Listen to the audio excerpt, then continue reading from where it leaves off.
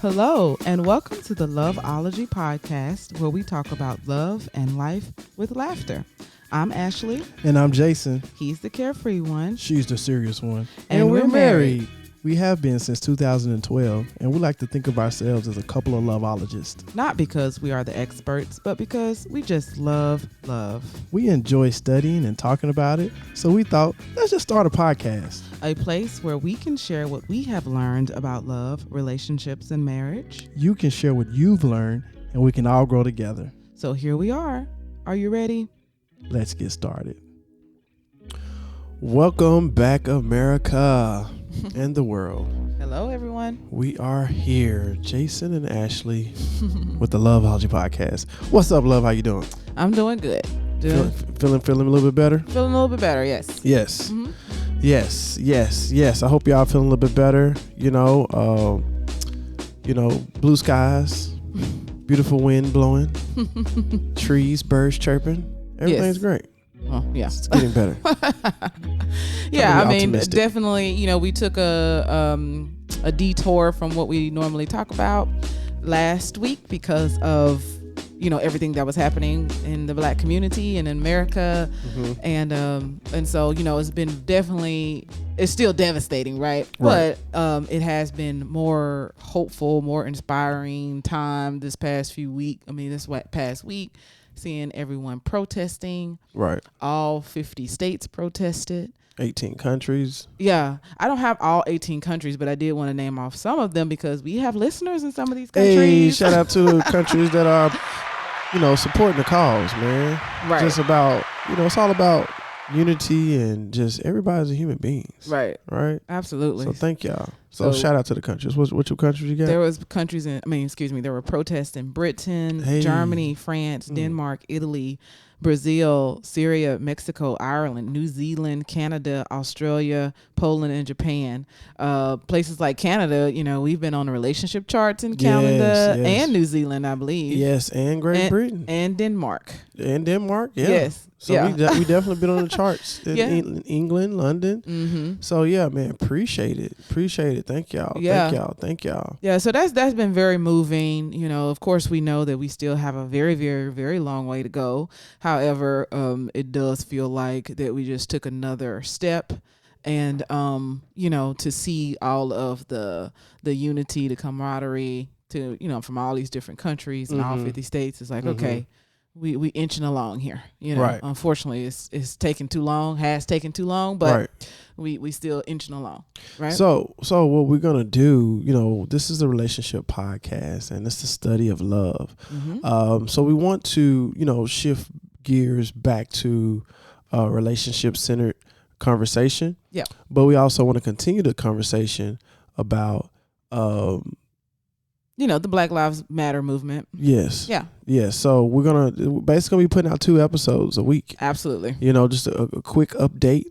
And then we have our normal podcast talking about normal relationships. So if you want to follow us, you can follow us with the, for the relationship advice, and you can follow us with the movements and, different things that come out. So come here. Yeah.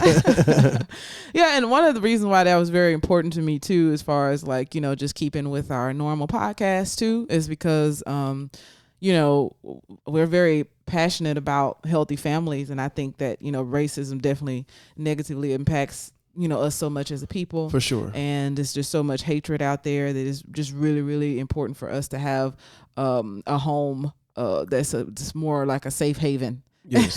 And a place for us to go that is full of love and support, that we may not feel on the outside all the time. So that's why I'm definitely passionate about this. I think that, the regular podcast is also doing a lot for the Black movement, but we're going to do a little bit more as well. Exactly. All right. So guess what we're talking about today? What are we talking about, love? We're talking about communication again. How to? Communication is so important. Communication is the key. And you throw a little trust on top of that, man, you got an awesome foundation. Yeah. Absolutely. So, we probably going to have some more episodes about communication because it's just so vital. It's just vitally important. Right. Right. So this time we're going to be talking about a method that I learned from a book. It's called Getting the Love You Want, Okay. A Guide for Couples by Harville Hendrix, Ph.D. And I was listening to Oprah. If you guys listen, you know I'm a fan of Oprah's. And I was listening to her podcast where she's taking the audio from some of her favorite shows. Mm-hmm. And this gentleman came on and was talking about his book and was talking about this method. And I was like, I think this is, a really good method. So I'm gonna check this out. Thank you. What's the name of the method? Imago Dialogue. Yeah, I mean, we're gonna try to, it's fancy. It's like it don't have to be that fancy. Right. So, but it's very simple, Okay. So that's what we're going to be learning today. So we'll just start. We did do an episode called "Fighting Without Fighting," yes. And we talked about that one of the biggest mistakes that people make when they're in disagreement is they're not truly listening. Mm-hmm. They're not actually listening. They're just, waiting to reply. They're not focusing in on what their partner is saying to them. Right. So this method is just really making you pay attention to what your partner is saying. And listening is a skill. If you guys don't know that, you think just because you was born with ears that you automatically know how to listen. That's not true. You automatically know how to hear. Exactly. If you're not, deaf. Listening, you have to learn that skill. So you got to put it in the work. Right. Definitely a big difference, like you said, between hearing and listening, for sure. So this is about listening and really understanding where your partner is coming from. And so, why is this such a hard thing to do for people? Well, listen. Yeah. Because they so wrapped around their own self, their own way. It's about them. What can benefit them? Selfish. Yeah. Their own perspective. Correct. About things, right? So he talked about that a little bit before he went into the actual dialogue. Mm-hmm. And I like this quote. He says, "We like to believe that the way we see the world is the way the world is. When our partner disagrees with us, it is tempting to think that they are ill-informed or have a distorted point of view." Right. How else could they be so wrong? Right. That sounds like me. Yes. We're gonna talk about something that me and you we have to discuss all the time about our perspectives later. Okay. Right. Well, I won't talk about it now. Actually, come on. The fact that Jason just thinks that if I don't agree with his perspective, then I must not understand his perspective. And I got to break it down again. He just keeps trying to break it down because he thinks that I don't understand, but I do understand. I just don't agree. But he just knows that he's right. So he's like, well, you must not understand because how can you not agree? Yeah, clearly you don't understand. So we just keep going in circles where he just keep breaking it down. I was like, I said, I got it. I understand. Yeah, maybe I just need you to break it down to me in your own words. Exactly. Mm-hmm. So this will help. So I'm going to start doing this dialogue, okay, with you. So he also says to, if the two of you would look at everything in the same open-minded way, you would realize two things. First, that each of you has a valid point of view. Second, that reality is larger and more complex than either of you will ever know. Ooh. So we only got pieces of the picture. Exactly. Yeah. It's too large for you to see on your own, probably. Maybe if you get a whole bunch of pieces and put it together, and maybe you can finally see the big picture. Right. But more than likely, you're not going to see everything by yourself. You can't even zoom out enough to even get the big picture. Right. You only have, just a small piece. Kind of like what they talk about an elephant. If you take so many blind men or whoever, blind people, and they touch a different part of the elephant and ask them what is this? Yeah. Every last one of them going to give a different perspective. Right. Like, yeah, this is something else. This is a giraffe, or this is a rhino. If you put all those snake. This is, what I'm saying? It could be, this is something else. Yeah. But once you put all of those perspectives together, then you can understand that, hey, this is something else. Right. This is an elephant. Mm-hmm. But if you only had two of those perspectives, somebody at the tail and somebody at the tusk, you won't get it right. Right. Just off of y'all two. Exactly. I get it. Yeah. So, I thought that was really good too as well. That's why it's important to have a third person in the mix. Somebody that's non-biased, like a counselor or a sometimes therapist. that's what you need. Right. Absolutely. You just can't see yourself. Mm-hmm. So, he said that, instead of seeing your partner's different views as a source of conflict, you realize that they are a source of knowledge. What are you seeing that I am not seeing? What have you learned that I have yet to learn? So, I definitely respect Jason as a person, and because I'm right most of the time. Oh my gosh, I think I'm right majority. It just depends on what we're talking about. We both right. Right. Yeah, so a lot of times I ask Jason, what does he think about something, because we do have. I feel like I have gotten to this place of like respecting your perspective, and I want to see. I know that because we are opposite and we do see things very differently. I want to see what you think, because you do see things differently. So I want to hear that perspective. That's valuable perspective information, because you can't get it. Right. You can't get it from nowhere else but me. Right. Because I own that perspective. It's me, and I'm your partner. So therefore, you should want to get that information. Absolutely. Yeah. This is another line. If you respect each other's point of view and see it as a way to enrich your own, you will be able to take clearer, more accurate pictures. So basically the same thing I just said. But yeah, I just sound like, yes, that's what we need to know. We need to just focus on that. Right. And then, as you continue to gain knowledge about this person, you're just going to be more in love with who that person actually is, for sure, and not like who you think they are. You know who you think that the words that they say represent. Right. Yeah, you putting them in the box because of what they're saying, but not necessarily just looking deep into their heart and understand it's just their perspective. Right. That's all it is. Yeah. Yeah. Yeah. So many people get caught up on communication. They think communication is speaking. You know what I'm saying? But I don't know what percentage it is, but a big portion of communication is actually listening and really getting a true understanding of what that person is talking about or communicating to you. Because it doesn't necessarily mean speaking, because you can. Nonverbal communication is more than speaking verbal. So you can communicate a lot of different ways. It doesn't have to be. It's not all about speaking. Right. Right. Yeah. So basically, in order to like really, again, understand your partner, you need to train yourself to listen and communicate more effectively. To do this, he says, it helps to know something about semantics, which is the science of describing what words mean. So me and Jason were just laughing about this. We do this all the time. It's like it's not even fair. He says growing up in different families with different life experiences has given you separate lexicons.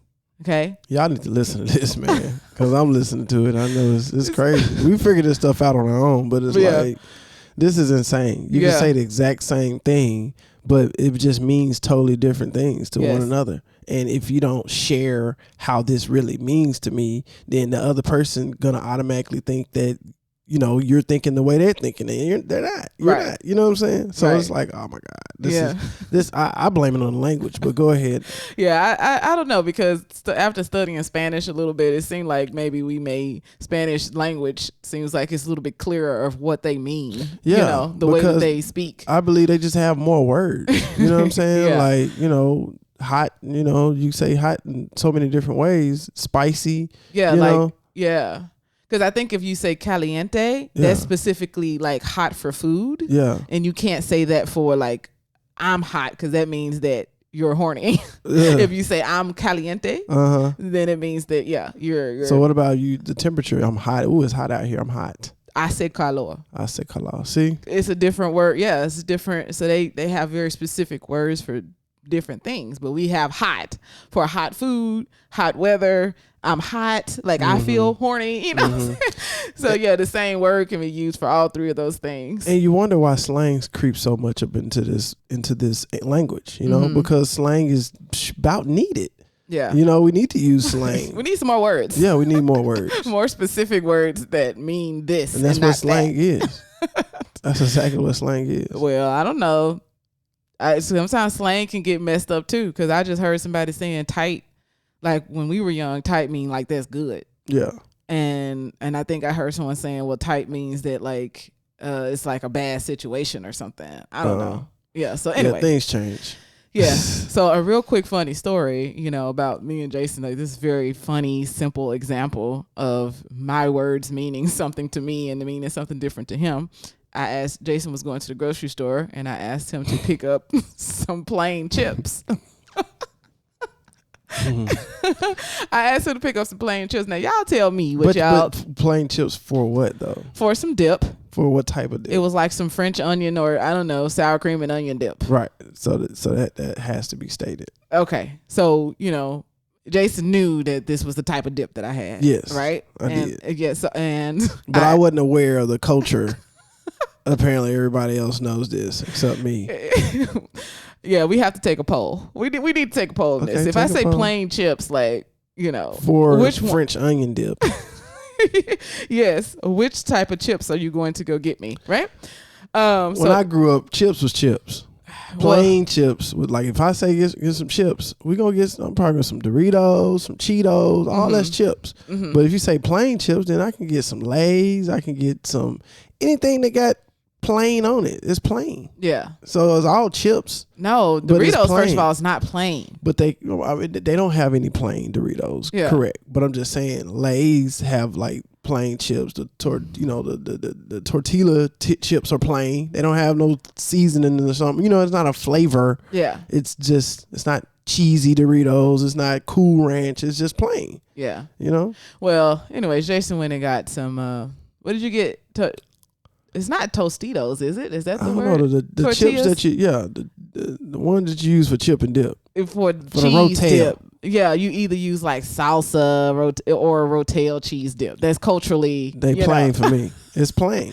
And so when he brought it back, I was just like, I guess I wasn't specific, and so but I just kind of mentioned to him, that I was actually meaning like plain Ruffle chips, not like these,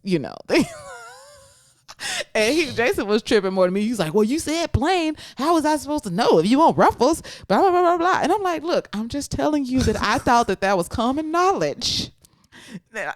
I didn't think to, like in my brain, the picture of Ruffles plain chips popped into my head.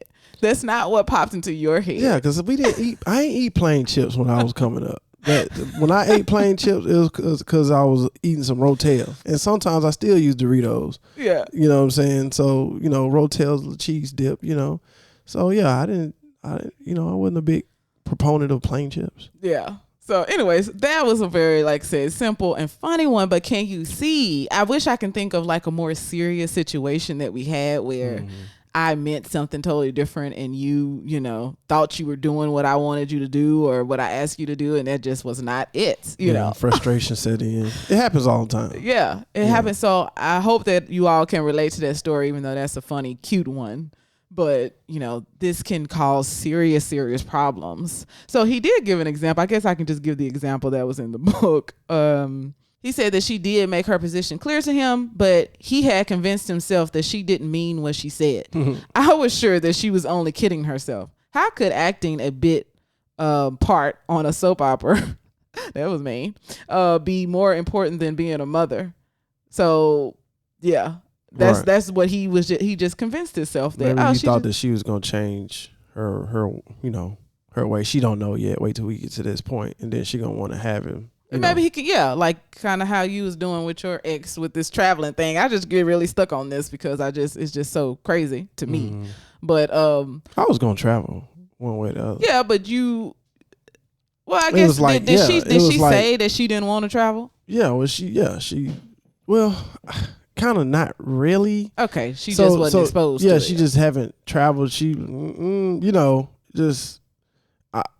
maybe she did say that. And maybe I'm doing the same thing he doing in the book. You like, but I'm just like, she don't know what she talking about. Yeah, maybe so. Maybe that's what happened. And I'm like, man, wait till you get on this cruise. Yeah, and we get to having fun. You get to experience all these different cultures. Yeah, and go here and go there. You know what I'm saying? Different restaurants. Just different sites. It's gonna set you free. Right. You know what I'm saying? Mm-hmm. And I've done that to so many people. to be honest, coming up. You just like to convince people to do stuff. But it's awesome. Traveling is awesome. Well, that's how this man felt. It's like, of course she would want to be a mother, like soon as possible. She didn't say she didn't want to be a mother. She said she just don't want to right now. You 40, she 35. Yeah, he probably thinking, oh, she don't know no better. She's young. Yeah. No, she 25. Excuse me. She was 25. Yeah. I said 35 at first. But. Oh, okay. But yeah, she's just young. She don't know any better. Yeah. It's like, no, she know what she want. She said what she said, you know? But when you grow older, you say, well, I just didn't know what I really wanted. Well, no. I think I ain't never said that before. I said that what I wanted changed. But at the moment, I knew what I wanted. Oh, okay. So, anyways. But I think that children is not something that someone's going to just really just change. Like, you got to know, like, I think I like guacamole now is different than, I think I want to have kids now, Right. So anyways, all right. So that's another big one. Denial. Don't be in denial, y'all. If a person just, listen to what they actually saying and believe them, Right. Okay. So jumping into the method. Come on. Okay. What's the name of the method again? Imago. Imago. So the way that I want to try to like simplify this, because it really is simple, it's just like, think of a walkie-talkie.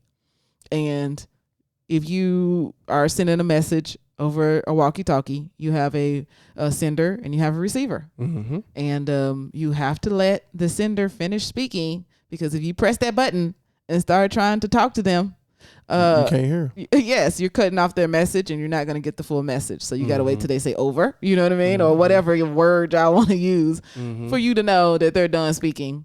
So basically, this is all this is. It's a 3-step process. It's called mirroring, validation, and empathy, right? Okay. So you have a sender, me. Let's say I'm sending you a message right now, right? I'm speaking to you, right? So you have a sender, and the receiver, which is Jason, just say we having a dialogue about something. You are not allowed to say a word until I finish my message. Okay? I'm going to forget a lot of stuff. You're going to forget a lot of stuff. That's why, like, if you say, like, it's almost every word can invoke a different thought. You know what I'm saying? So it's like. So you need to learn how to listen better. Basically. Maybe. Yeah. Because you're supposed to just be paying attention to my words. I am paying attention, but at the same time, I want to say something about what you said earlier. And if you continue to go, then now I got to say something about what you're saying in the second part of it.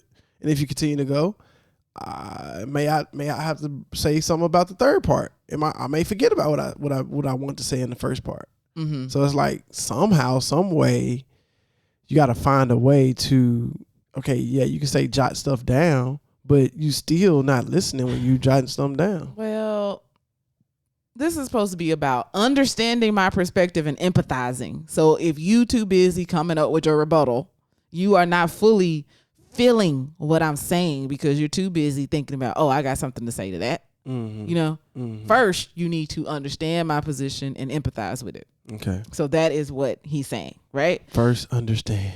So Dr. Harville says this method focuses your attention on the actual words your partner is saying. If you are like most people, you do not pay full attention when your partner is talking. When you should be listening, you are instead responding to the impact of what you are hearing. Second, when you listen carefully and then you ask your partner what those words mean to him or her, you discover that you do indeed live with another person, someone whose inner experience is quite different from yours. We are different. Okay? Yes. So again, going back to the, this idea that we have different perspectives, right? Mm-hmm. Okay, so here are the steps. Very simple, very simple. We talked about this, I believe, last time with using I language. Well, we talked about this recently. When the sender is expressing their feelings or experiences, they should say, I feel, I need, you know what I mean? Mm-hmm. Use things like turn it back on how this is making you feel instead of blaming your partner, saying you did this, you did that, Right. You can say, I felt this way when well, I mean, I guess you still will use you, I guess. I don't know. But you can say, I feel sad when we don't spend time together. Okay. You know what I mean? Mm-hmm. Something like that. The sender does have a responsibility to, say what they need to say without being mean. Because I think the doctor said at first he kind of like, when he would do this with couples, he would like allow the sender to just kind of get it all off their chest however they wanted to, but that just wasn't working, Right. So, you just want to give the message in the best way possible that the receiver will actually receive it without being all upset. So you don't need to be blaming and all this other stuff. Right. Because you don't want to, I guess, invoke a reaction when you just want them to listen. Right. So now the receiver is the one that's doing the mirroring, and it's exactly how it sounds. You're just reflecting back what you just heard, or so you could say things like, "Let me see if I got you," or "I heard you say," right? And then you repeat back exactly, as much as you can. Yeah. What if you're talking a long time? Well, you do want to try to cut it down. So you're trying to just really get the understanding. You can paraphrase it of what they're saying. Just get that. Just really internalize what they're saying to you. Yes. Yeah. And so in order to do this, you gotta like close your eyes and just really focus. Wow, this is really hard it's hard for Jason to listen to me, you guys. This is what this exercise is teaching me right now. Come on with it. Okay, so yeah, you would just say, I heard you say, right? And then you can say, did I get that right? Right? Mm-hmm. Like after you repeat what you said, like, is that right? And then you can ask them if there's more. Mm-hmm. So maybe they will just give you a little chunk first. Mm-hmm. And then you can repeat back what they said and ask, is there more? Mm-hmm. And get all of it before you move on to the next step. So it's like I'm a reporter or something. Maybe that's why I'm better at listening or something. Yeah. I'm like reporting on getting this interview. Yeah. I mean, we already do it, to a certain extent, right? But I think that this kind of formalizing the process could be really good if you're having an intense conversation, right? Mm-hmm. So where you have to say, okay, stop. Like, you talk, I'm going to be quiet. I'm not going to say a word. Mm-hmm. And then, if you're having an intense conversation, this could be a really, really good method. So basically don't try to major in the minors, right? Mm-hmm. Don't pay attention to the little things, but just try to get the perspective, the big picture of what they're trying to say. Mm-hmm. Got it. Yes. Okay. And also I was going to say the reason why I think this works is because if you know that you have to repeat something, you're probably more likely to pay more attention, right? So if like the rules of this method is that I got to repeat this back to you, right? Then you want to be able to repeat it back. Right. When I was a kid and going to Sunday school, after Sunday school, my mom started asking, what did you learn? Mm-hmm. And so at first couple times I didn't really have nothing. And then once I understood that every Sunday she was going to ask me this, yeah. I started to be like, oh, mama's going to ask me, what I learned. So let me pay attention. Right. Right. So that actually worked for me really well because I was like ready to tell her what I learned because I knew she was going to ask me once I got in that habit. So I think this could be another reason why this method works. So if the sender says something like you missed a little bit, and they need to talk about a little bit, you do it again. You repeat it and then you say, okay, did I get that? Do you got anything more? Right. Mm-hmm. If they don't, they good. Okay, now it's your turn. So the next step is validation. So this is the part that could be difficult for people because this is the part where basically you have to say, I understand your perspective. Right. And he said, Jason, that just because, you don't agree, right? Like you can, I can understand your perspective and don't agree. Right. So he said, that's totally fine. Okay. People do that, Jason. Okay. It's not just me, you know. I don't always have the best way to do things, I guess. Mm-hmm. So again, it just doesn't matter who's right or wrong. It's about understanding, it's about connecting with your partner and understanding what is, how they're feeling. So if you want to try to, validate your partner, You should just summarize what the partner said, and then you could say something like, that makes sense to me, right? And, like I said, even though you don't agree, it's just still showing respect for how you feel, because sometimes you can just feel crazy, if nobody just say, okay, I can see how you can feel that way. Right. I can see, I'm a very empathetic person, so this comes very easy for me.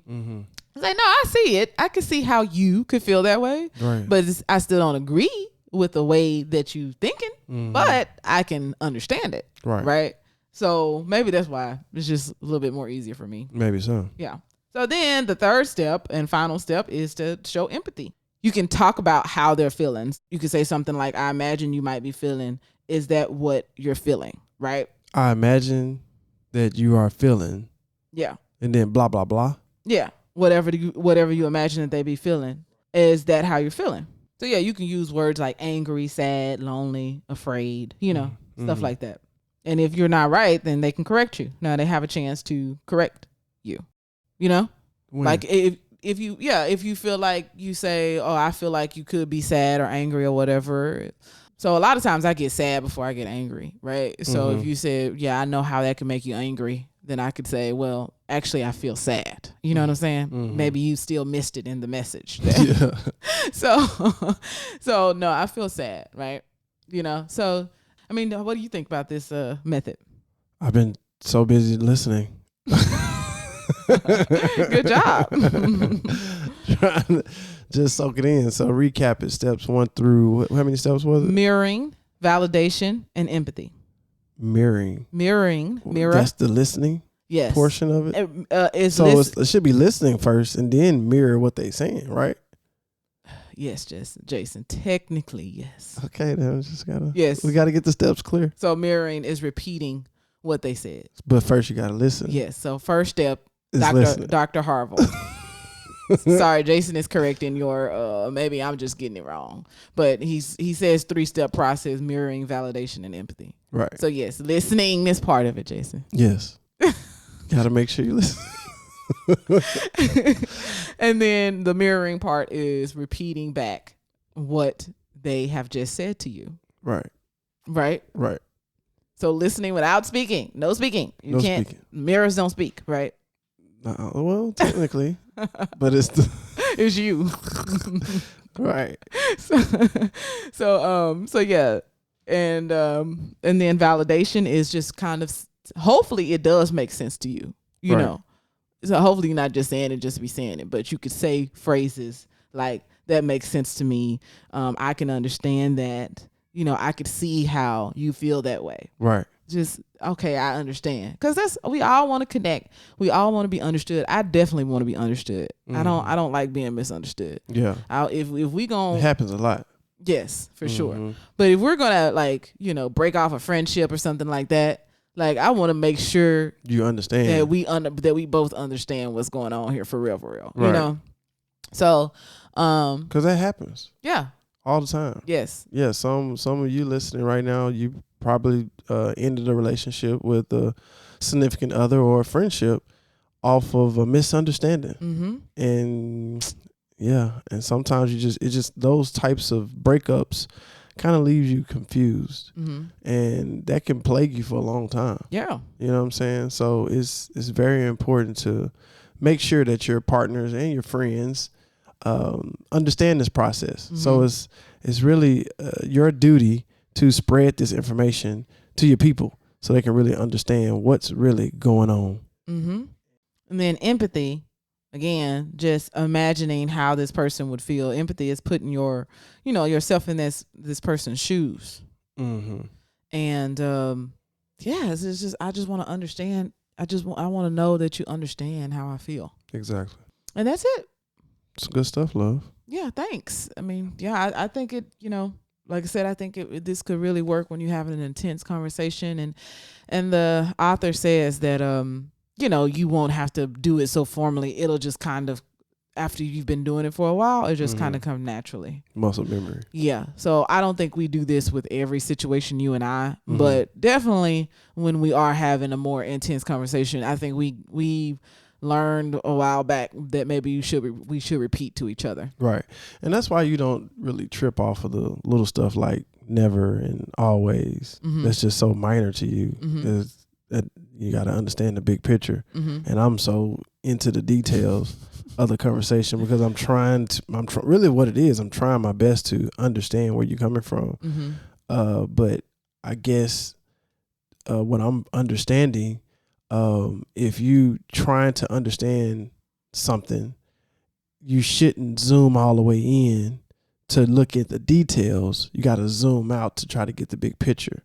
So that holds true in a conversation. You know, don't trip off the minor details. Like same thing. Like someone that may have issue with grammar, right? And you're so caught up because they said they spelled something wrong or they didn't use the right word in the right tense, right? That you missing the whole picture. But the fact still remains, yeah, they messed up on the word, but do you still understand what they're saying? Right. You know what I'm saying? So I think that's what I've been doing. Well, I mean, I understand that now. I've learned not to, I'm still working on it, but I understand why always and saying things like always and never could be triggering, because I think even if you did sit there and listen to me without saying a word, it'll still be caught up on that because it's like, well, that's just not true. Right. So no, I don't, I just think, no, I shouldn't be using those words. Yeah. Yeah.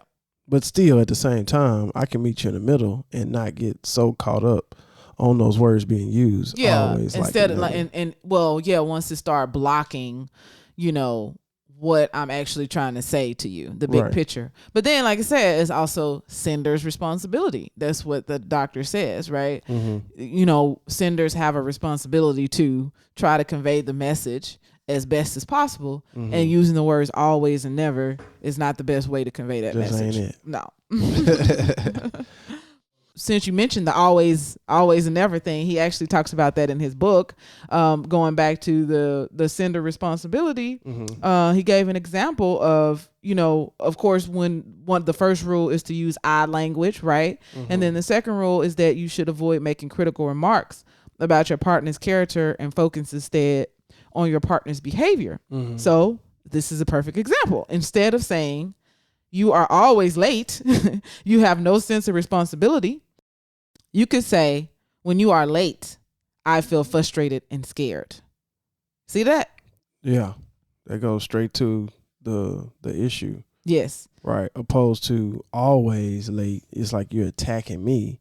But when you say you're late, I'm frustrated and scared, now it's like, okay, well, let me help you, love. Yeah. When you are late. Yeah. So yeah, I totally, like I said, I've been working on that, definitely not saying always. So again, sender responsibility. Don't forget senders that you can't just you got to think about how you're saying it. You do have a responsibility to say these words in a nicer way. Correct. Yeah. Well, cool, babe. Well, that's some awesome information. I hope everybody been taking some notes. If not, listen to it again, tell a friend, and enjoy, because I think it's, conversations like these can automatically add value to your life, and when you're adding value to your life, you just become more valuable, right? And that's good for everybody. It's good for the world, right? So I hope you guys got something out of it. We're going to be talking about this. We're going to have a live discussion. We do this every Wednesday, 6 p.m. Pacific, 8 p.m. Central, and 9 p.m. Eastern. It's going to be on Facebook. I'm going to start going on Instagram as well. Just follow us at Loveology Podcast, right? That's our handles all over the place. Also, if you want to become a Patreon and assist with us, helping other people, and you want to back us financially, that's fine. You can go to loveologypodcast.com. You can find that button where it says become a Patreon. Pick a tier. We have small tiers, low as $2. So pick a tier and check us out and join us. All right, babe. Anything else you wanted to add before we shut this party down? Nope, that's it. Like we said, make sure you check out our bonus episodes if you want to talk more about Black Lives Matter movement. Exactly. So if you have any questions, you want to email us, you can email us at loveologypodcast@gmail.com. And that's going to be our show for today.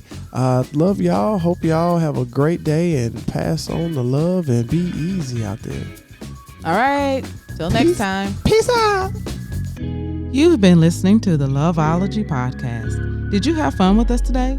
Tell a friend about our show. Follow us on Facebook, Instagram, and Twitter to keep the conversation going. Be sure to subscribe so you'll never miss an episode. Visit us at loveologypodcast.com. Thanks for listening. Until next time, Loveologists.